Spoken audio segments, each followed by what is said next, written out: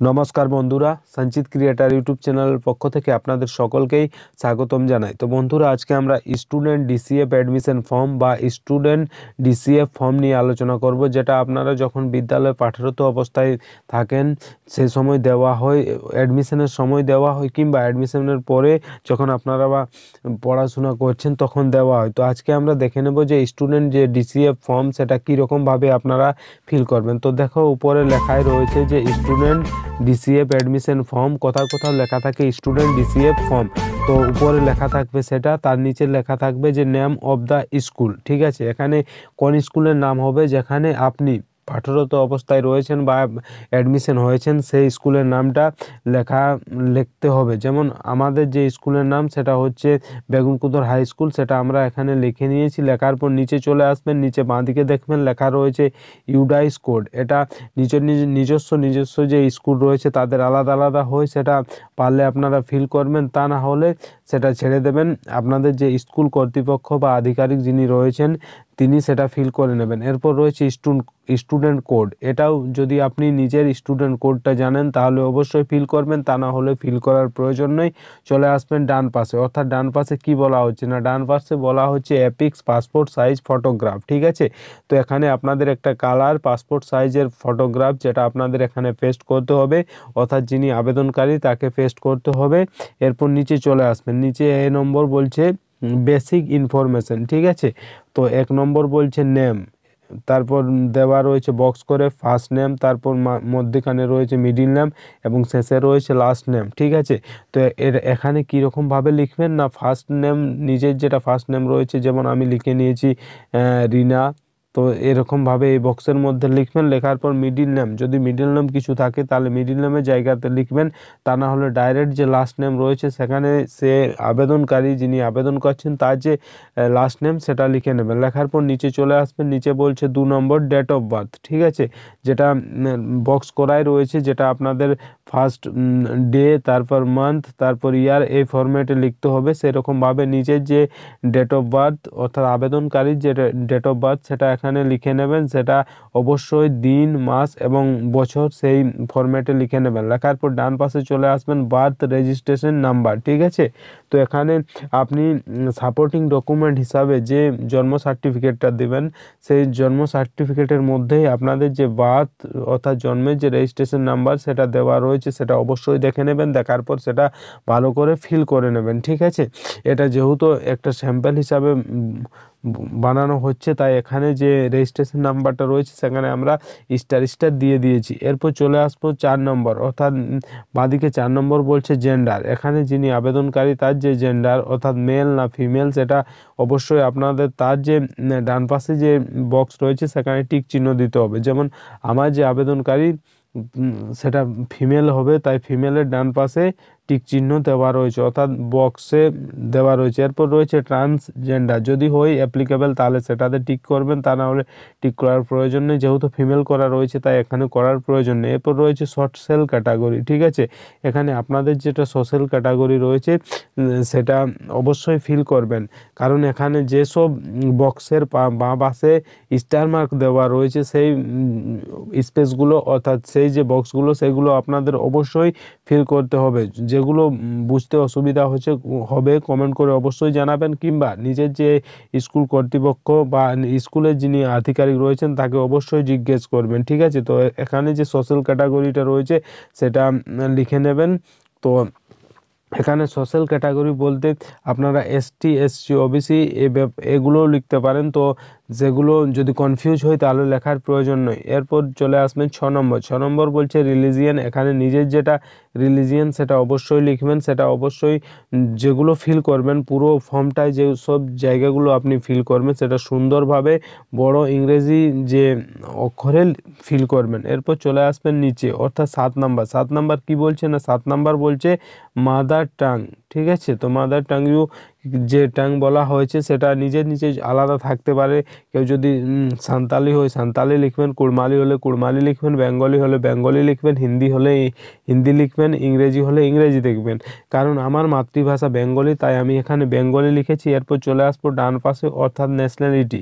এখানে নিজের নিজের ন্যাশনালিটি সবাই ইন্ডিয়ান অর্থাৎ ভারতীয়, তাই এখানে ইন্ডিয়ান লিখে নেব। এরপর নিচে চলে আসবো, নিচে 9 নম্বর বলছে আধার নাম্বার। ঠিক আছে, এটা ভুল করার কোনো প্রয়োজন নেই, আধার নাম্বার তারই হবে, অর্থাৎ ক্যান্ডিডেট যিনি আবেদনকারী যিনি তার যে আধার নাম্বার সেটা এখানে লিখবেন। ফার্স্ট চারটা ডিজিট লিখবেন, তারপর আবার 4টা ডিজিট, তারপর আবার 4টা ডিজিট লিখবেন। ঠিক আছে, লেখার পর নিচে চলে আসবেন। নিচে বলছেন 10 নাম্বার যে ব্লাড গ্রুপ, আবেদনকারীর যদি ব্লাড গ্রুপ জানা থাকে অবশ্যই লিখবেন, কিংবা যদি না জানা থাকে তাহলে লেখার প্রয়োজন নেই, কারণ এই যে ব্লাড গ্রুপের বাঁ পাশে বা তার পাশে কোনো রকম স্টার মার্ক দেওয়া নয়। এরপর 11 নম্বর বলছে হেলথ আইডি, যদি আপনার জানা থাকে অবশ্যই ফিল করবেন, তা না হলে ফিল করার প্রয়োজন নেই, জায়গাটা স্কিপ করবেন। এরপর রয়েছে 12 নম্বর কি বলছে আইডেন্টিফিকেশন মার্ক। ঠিক আছে, যিনি আবেদনকারী তার আইডেন্টিফিকেশন মার্ক কি রয়েছে, তো আমি এখানে লিখে নিয়েছি যে a cut mark of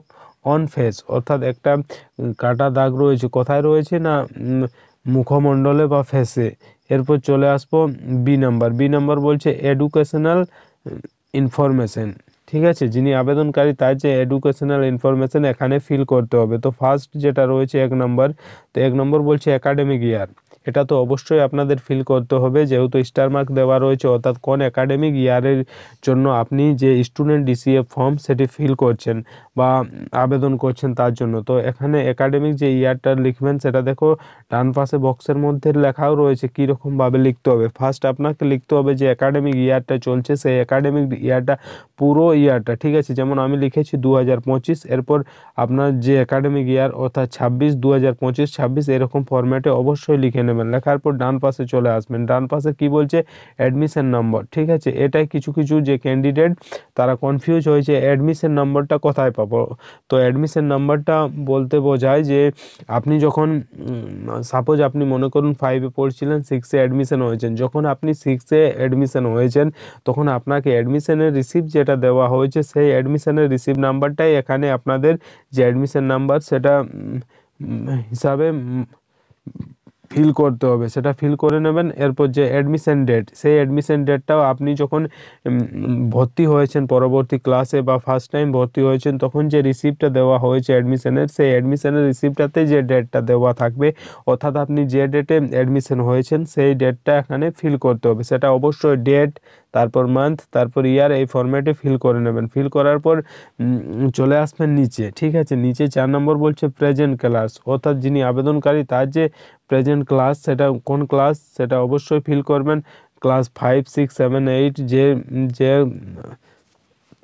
present class সেটা ফিল করবেন। প্রেজেন্ট সেকশন কী রয়েছে সেটাও লিখবেন এবং প্রেজেন্ট রোল নাম্বার। ঠিক আছে, এবং প্রেজেন্ট যেটা স্ট্রিম এটার প্রয়োজন নেই, যে তো নিজের যে প্রেজেন্ট ক্লাস, প্রেজেন্ট সেকশন এবং প্রেজেন্ট রোল নাম্বার ফিল করে নেবেন। এরপর চলে আসবেন 8 নাম্বার কি বলছে 8 নাম্বার বলছে প্রিভিয়াস ক্লাস, অর্থাৎ এর পূর্বে যিনি আবেদনকারী তিনি কোন ক্লাসে পড়াশোনা করছিলেন সেই ক্লাসের ডিটেলটা এখানে দিতে হবে। ফার্স্ট দিতে হবে প্রিভিয়াস ক্লাস কোন ক্লাসে পড়ছিলেন, তারপর তার যে সেকশন, তার রোল নাম্বার সেগুলো দিতে হবে। এরপর নিচে চলে আসবেন মিডিয়াম অর্থাৎ আপনার যে মিডিয়ামটা, আপনি কোন মিডিয়ামে পড়াশোনা করছেন সেই মিডিয়ামটা এখানে লিখবেন, হিন্দি, ইংলিশ না বেঙ্গলি, তো এখানে বেঙ্গলি হবে সেটা লিখে নেবেন। লেখার পর নিচে চলে আসবেন 13 নাম্বার কি বলছে না 13 নাম্বার বলছে if studying in class 1 status of previous year, বলছে যদি কোন ক্লাসে পড়াশোনা করছে অর্থাৎ ক্লাস 1-এ, তাহলে কি করতে হবে স্ট্যাটাস অফ প্রিভিয়াস ইয়ার, অর্থাৎ প্রিভিয়াস ইয়ার এর আগের বছরের যেটা স্ট্যাটাস সেটা এখানে ফিল করতে হবে যদি ক্লাস 1-এ পড়াশোনা করে তাহলে। এরপর চলে আসবে 14 নাম্বার। ঠিক আছে, 14 নাম্বার বলছে number of days child attend school, অর্থাৎ যিনি আবেদন করছেন অর্থাৎ যে স্টুডেন্ট আবেদন করছে তার যে অ্যাটেন্ডেড স্কুল অর্থাৎ বিদ্যালয় কতদিন উপস্থিত ছিল সেই সংখ্যাটা এখানে এই বক্সের মধ্যে ফিল করতে হবে। ফিল করার পর নিচে চলে আসবেন, নিচে বলছে সি নাম্বার কন্ট্যাক্ট ইনফরমেশন। ঠিক আছে, যেখানে আপনাদের কি কি ফিল করতে হবে, ফার্স্ট ফিল করতে হবে অ্যাড্রেস, যেখানে আপনারা নিজের যে গ্রামের নাম অর্থাৎ ভিলেজ দিয়ে আপনার যে গ্রামের নাম সেটা লিখবেন, তারপর পোস্ট লিখবেন। এরপর রয়েছে 2 নম্বর হ্যাবিটেশন অর লোকালিটি। এখানে নিজের যে গ্রামের নাম সেটা অবশ্যই লিখবেন, তারপর ডিস্ট্রিক্টের জায়গায় নিজের যেটা ডিস্ট্রিক্ট রয়েছে, অর্থাৎ আমার যেমন ডিস্ট্রিক্ট পুরুলিয়া, আমি পুরুলিয়া লিখেছি, আপনাদের নিজের যে ডিস্ট্রিক্ট সেটা লিখে নেবেন। এরপর ব্লক বা মিউনিসিপ্যালিটি যেটা রয়েছে, আমাদের নিজের যেটা ব্লক সেটা আমরা লিখে নিয়েছি। এরপর যে গ্রাম পঞ্চায়েত রয়েছে অর্থাৎ পঞ্চায়েত সেটা অবশ্যই লিখে নেবেন, নিজের পঞ্চায়েত লিখবেন এবং পোস্ট অফিস সেটা লিখবেন। তারপর রয়েছে পুলিশ স্টেশন সেটা লিখে নেবেন। এরপর নিজের যেটা পিনকোড রয়েছে সেটাও লিখে নেবেন। এরপর কন্ট্যাক্ট নাম্বার, এখানে নিজের আবেদনকারী নিজের যদি ফোন নাম্বার থাকে বা কন্ট্যাক্ট নাম্বার থাকে ফিল করবেন, তা না হলে গার্জেন বা অভিভাবক বা পিতা বা মাতার যে কন্ট্যাক্ট নাম্বার সেটা এখানে লিখবেন। ইমেল থাকলে নিচে ইমেলটা লিখে দেবেন, তা না হলে লেখার প্রয়োজন নেই। এরপর নিচে চলে আসবেন, নিচে বলছে ডি নাম্বার যে গার্জেন ডিটেলস, অর্থাৎ অভিভাবকদের যে গার্জেনের ডিটেলস এখানে ফিল করতে হবে। ফার্স্ট কি ফিল করতে হবে না, ফার্স্ট ফিল করতে হবে ফাদার নেম। ঠিক আছে, এখানে ফাদার নেমটা ফিল করবেন, সবগুলোই কিন্তু ক্যাপিটাল লেটার অর্থাৎ বড় অক্ষরের ইংরেজি হাতের অক্ষরে ফিল করবেন। ফার্স্ট লিখতে হবে ফাদার নেম, সেটা লিখে নেবেন। তারপর রয়েছে মাদার নেম, সেটাও লিখে নেবেন। ঠিক আছে, এরপর রয়েছে গার্জেন নেম, যদি বাবা এবং গার্জেন একই হয় তাহলে এখানে বাবার নামটাই লিখবেন। যদি গার্জেন এবং বাবা আলাদা হয় তাহলে গার্জেনের নামটা এখানে লিখতে হবে, তা না হলে এখানে বাবার নামটা লিখবেন।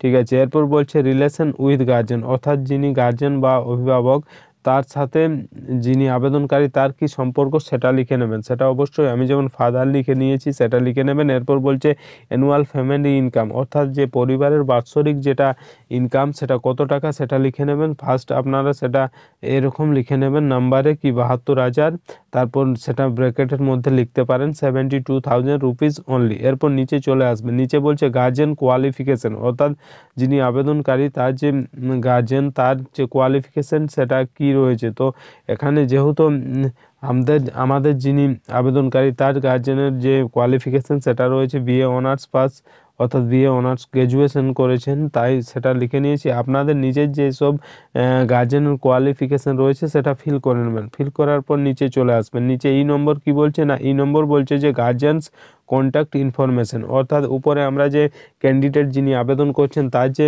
কন্ট্যাক্ট ডিটেলস অর্থাৎ তার যে ইনফরমেশন সেগুলো ফিল করেছি, সেই রকমইভাবে নিচে আপনাদের আবার গার্জেনের যে কন্ট্যাক্ট ইনফরমেশন সেটা ফিল করতে হবে। ফার্স্ট যেমন অ্যাড্রেস রয়েছে এখানে ভিলেজ এবং পোস্টটা লিখে নেবেন। তারপর হ্যাবিটেশন অর লোকালিটি যেটা রয়েছে সেটা গ্রামের নাম লিখবেন। তারপর ডিস্ট্রিক্টের জায়গায় ডিস্ট্রিক্ট লিখবেন, ব্লকের জায়গায় ব্লক লিখবেন, গ্রাম পঞ্চায়েতের জায়গায় গ্রাম পঞ্চায়েতটা লিখবেন এবং পোস্ট অফিস, তারপর পুলিশ স্টেশন, যেরকমভাবে আপনারা ক্যান্ডিডেটের যে ইনফরমেশন বেসিক ইনফরমেশনটা দিয়েছিলেন অর্থাৎ অ্যাড্রেসের যে ইনফরমেশনটা দিয়েছিলেন সেই ইনফরমেশনের মতোই এটা ফিল করে নেবেন কন্ট্যাক্ট ইনফরমেশনের মতন। তারপর রয়েছে পিনকোড সেটাও লিখবেন, তারপর কন্ট্যাক্ট নাম্বার সেটাও লিখে নেবেন। লেখার পর যদি ইমেল আইডি থাকে অবশ্যই ফিল করবেন, তা না হলে ফিল করার প্রয়োজন নেই, স্কিপ করে যাবেন। এরপর নিচে চলে আসবেন, নিচে বলছে আদার ইনফরমেশন। ঠিক আছে, যেখানে এ নম্বর অর্থাৎ 1 নম্বর বলছে বিপিএল স্ট্যাটাস, যদি ইয়েস হয় অর্থাৎ আবেদনকারীর যদি বিপিএল থাকে তাহলে ইয়েস এই বক্সের মধ্যে ইয়েস করবেন, তা না হলে এখানে নো করবেন। এরপর বলছেন 2 নম্বর অর্থাৎ ইপিএস, অর্থাৎ এখানে যদি আপনি ইয়েস করেন তাহলে এটা ফিল করতে হবে, তা না করলে ফিল করার প্রয়োজন নেই। এখানে বলছে চিলড্রেন উইথ স্পেশাল নিড, এখানেও যদি আপনি ইয়েস করেন অর্থাৎ যদি ডিসেবিলিটি কিছু থাকে তাহলে এখানে যদি ইয়েস করেন তাহলে আপনাকে এই জায়গাটা ফিল করতে হবে, তা না হলে আপনার ফিল করার প্রয়োজন নেই। সিম্পলি আপনারা এখানে যেটা বিপিএল স্ট্যাটাস এখানে নো করে চলে যাবেন। এরপর রয়েছে জি নাম্বার, জি নাম্বার কি বলছে ফ্যাসিলিটিস। ঠিক আছে, অর্থাৎ যে সুযোগ সুবিধা। ফার্স্ট রয়েছে ডিসঅ্যাডভান্টেজ গ্রুপ, যদি ইয়েস হয় ইয়েস করবেন। 2 নম্বর বলছে getting free education as per RT act, যদি এটা সত্যি হয় অর্থাৎ যদি ইয়েস হয় ইয়েস করবেন, নিজের প্রয়োজন মতো সেগুলো ইয়েস নো করে নেবেন, কীরকমভাবে আপনি ফ্যাসিলিটি পান, কী ফ্যাসিলিটি পান সেই হিসাবে আপনারা ইয়েস বা নোগুলো করে নেবেন। এরপর বলছে যে 4 নম্বর number of uniform set receipt, আপনি যে কত সেট অর্থাৎ number of uniform set receive কটা ইউনিফর্ম রিসিভ করেছেন সেটা লিখবেন। যেটা রয়েছে, যেমন আমাদের দুটো লিখেছি। এরপর রয়েছে কমপ্লিট সেট অফ ফ্রি বুক, যদি ফ্রি বুক পান সবগুলোই অর্থাৎ কমপ্লিট তাহলে ইয়েস করবেন, তা না হলে নো করবেন। আমরা ইয়েস করে নিয়েছি। এরপর ফ্রি ট্রান্সপোর্ট ফ্যাসিলিটি, যদি ট্রান্সপোর্ট ফ্যাসিলিটিস ফ্রি হয় তাহলে ইয়েস করবেন, যে আমরা এখানে নো করেছি। আপনারা নিজের প্রয়োজন মতো সেগুলো করে নেবেন। এরপর রয়েছে ফ্রি এসকর্ট ফ্যাসিলিটি, যদি ইয়েস হয় ইয়েস করবেন, নো হলে নো করবেন। ফ্রি হস্টেল ফ্যাসিলিটি, ইয়েস হলে ইয়েস করবেন, নো হলে নো। অর্থাৎ নিজের যে প্রয়োজন অনুসারে আপনি কি কি সুযোগ সুবিধা পান সেগুলো হিসাবে আপনারা এগুলো ইয়েস নোটা করে নেবেন। এরপর বলছে ফ্রি শু, আপনি যদি পেয়ে থাকেন অবশ্যই ইয়েস করবেন, তা না হলে নো করবেন। ডান দিকে রয়েছে ফ্রি বাইসাইকেল, পেয়ে থাকলে ইয়েস করবেন, তা না হলে নো করবেন।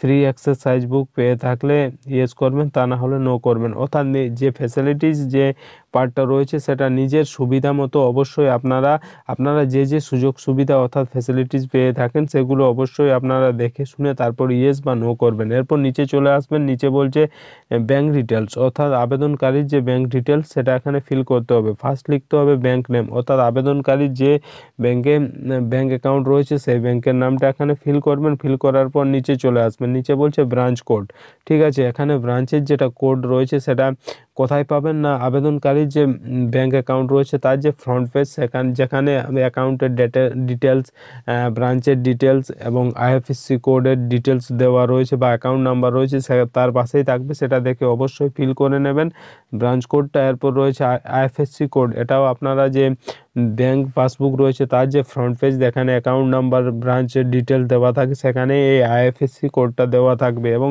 অ্যাকাউন্ট নাম্বারটা আপনারা যত্ন সহকারে ফিল করে নেবেন। এরপর নিচে চলে আসবেন। নিচে বাঁদিকে রয়েছে অ্যাপ্রুভ বাই এবং ডান দিকে রয়েছে কম্পাইলড বাই এবং তার নিচে রয়েছে কম্পাইলড অন, এখানে ডেটটা রয়েছে। এটা আপনাদের ফিল করার প্রয়োজন নেই, এখানে এটা আপনাদের যে স্কুল কর্তৃপক্ষ বা আধিকারিক রয়েছেন তিনি সেটা অ্যাপ্রুভ বা ফিল করে নেবেন।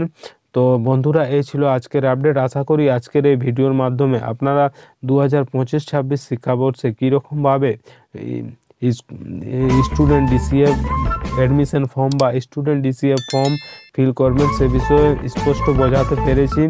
তো এর সাথে সাথে এই যে স্টুডেন্ট ডিসিএফ অ্যাডমিশন ফর্ম বা স্টুডেন্ট ডিসিএফ ফর্ম এর সাথে সাথে আপনাদের কি কি প্রয়োজনীয় ডকুমেন্ট লাগবে না, ক্যান্ডিডেট এবং ক্যান্ডিডেটের পিতা এবং মাতার আধার কার্ড লাগবে।